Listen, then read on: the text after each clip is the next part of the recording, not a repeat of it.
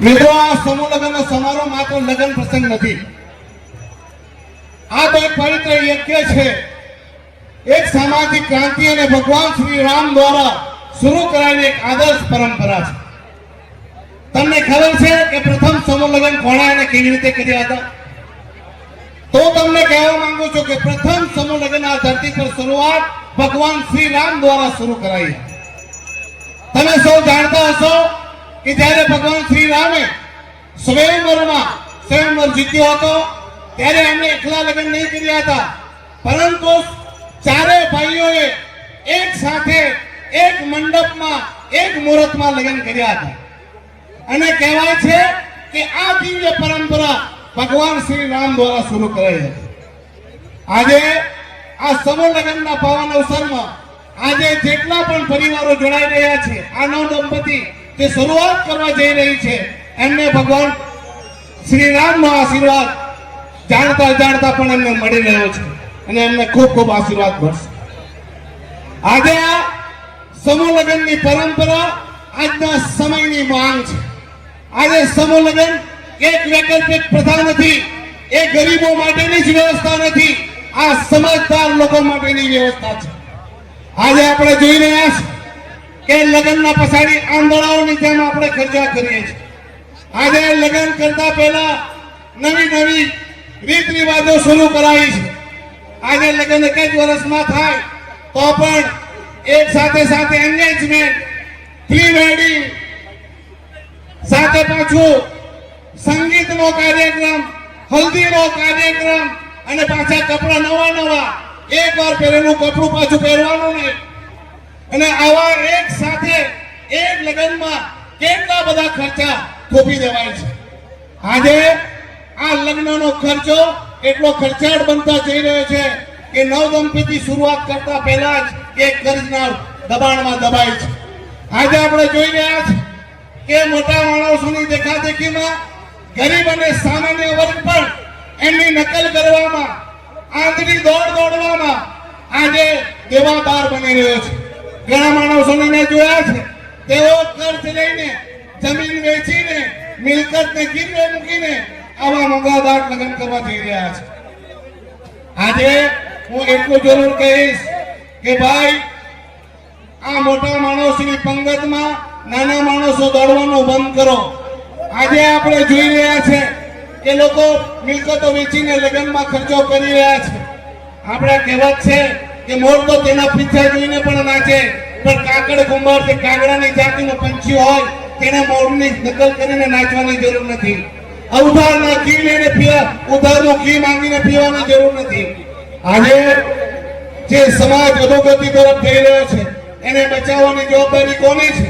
આજે મોટા માણસોની, શ્રીમંતોની, પ્રતિષ્ઠિત લોકોની.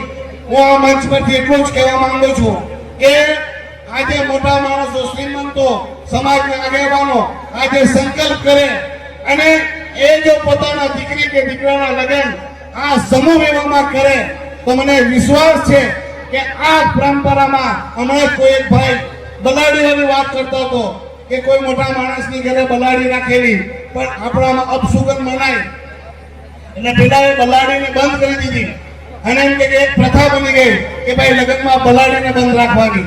એમ જો આ નાનો માણસ અને ગરીબ માણસ તો મોટાની નકલ કરે, મોટા જ માણસો જો નક્કી કરે કે અમારા લગ્ન સમૂહ લગ્નમાં જ થશે અમારા દીકરી દીકરાના, તો આ ગરીબ પણ, સામાન્ય વર્ગ પણ આ સમૂહ લગ્નમાં લગ્ન કરે અને એક નવી પ્રથા થાય અને સમાજમાં ક્રાંતિ થાય. એટલે શરૂઆત આપણા લોકોએ કરવી જોઈએ, મોટા માણસોએ કરવી જોઈએ.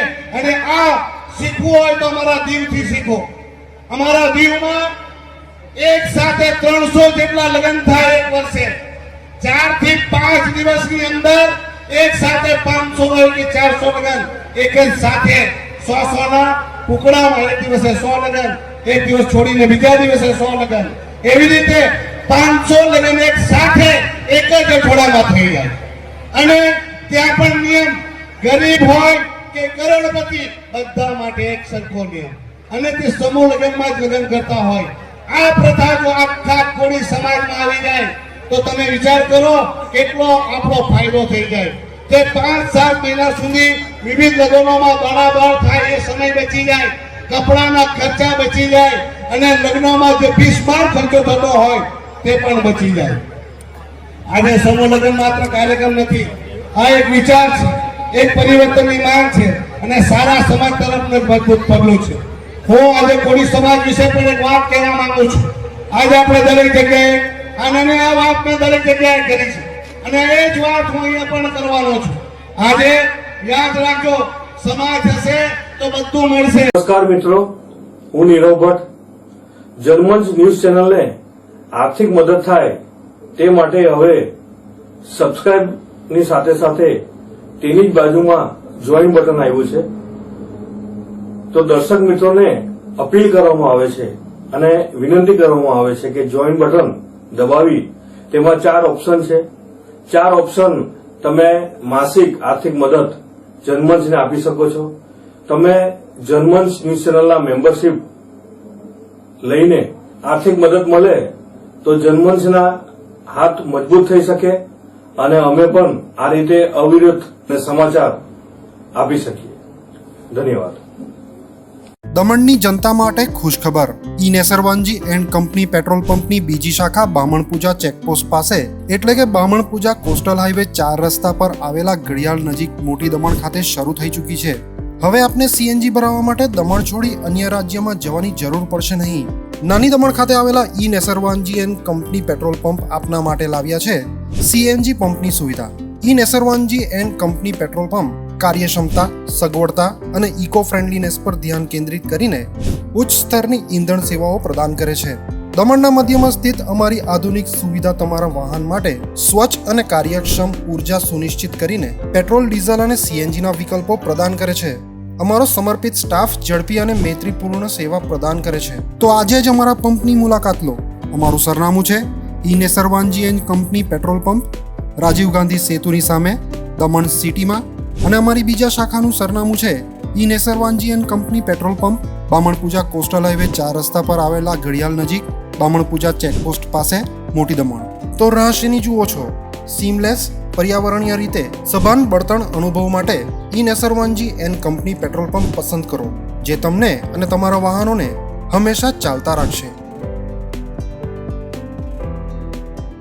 દમણમાં પ્રખ્યાત યસ સિરામિક એન્ડ પ્લાયવુડ, જે છેલ્લા 20 વર્ષથી મોટી દમણમાં કાર્યરત છે, જ્યાં તમને sanitary ware, tiles, fancy CP bath fittings and accessories, PVC pipe fittings, SS sink, water tanks and plywood વગેરે.